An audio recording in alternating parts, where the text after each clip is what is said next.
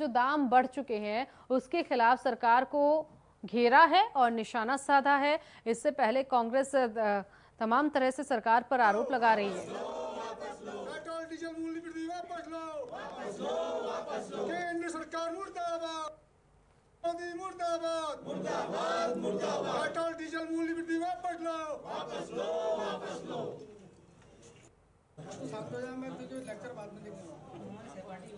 तो विपक्ष का कहना है कि वैश्विक स्तर पर पेट्रोल डीजल के दाम कम हैं, तो हिंदुस्तान में पेट्रोल डीजल के दाम क्यों बढ़ रहे हैं, और इसको लेकर केंद्र और राज्य सरकार पर निशाना साधा जा रहा है।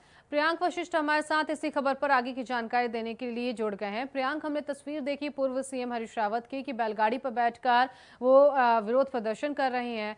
क्या कुछ हो रहा है देहरादून में, और किस तरह से कांग्रेस ये विरोध प्रदर्शन कर रही है? कांग्रेस का आगे क्या कुछ कहना है?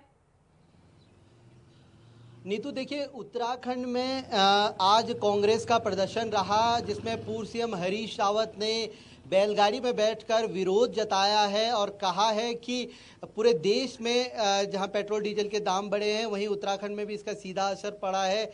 उन्होंने केंद्र सरकार और राज्य सरकार पर निशाना साधते हुए स्पष्ट तौर पर संकेत दिए हैं कि जो प्रदेश में और देश में जो स्थिति है, महंगाई है, वो लगातार बढ़ती जा रही है।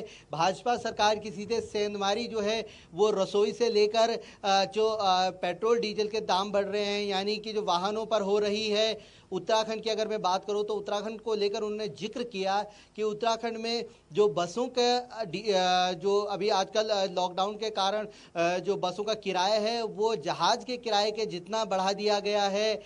ये पूरा आज उनका एक विरोध प्रदर्शन रहा। इसके साथ ही अलग अलग जिलों में भी कांग्रेस का विरोध प्रदर्शन रहा। कांग्रेस महानगर की तरफ से भी ये प्रदर्शन किया गया महंगाई के खिलाफ, पेट्रोल डीजल के बढ़ते दामों के खिलाफ।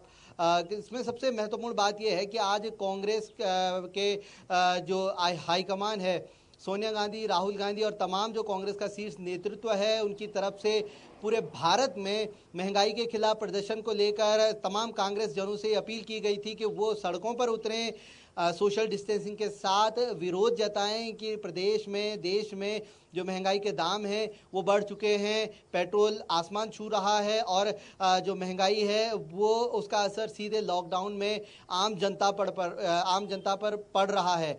यानी कि ये कहा जा सकता है कि जो आम जनता पर दोहरी मार देखने को मिल रही है। एक तो लॉकडाउन की मार है, दूसरी पेट्रोल और डीजल के जो दाम बढ़ रहे हैं उसकी मार है।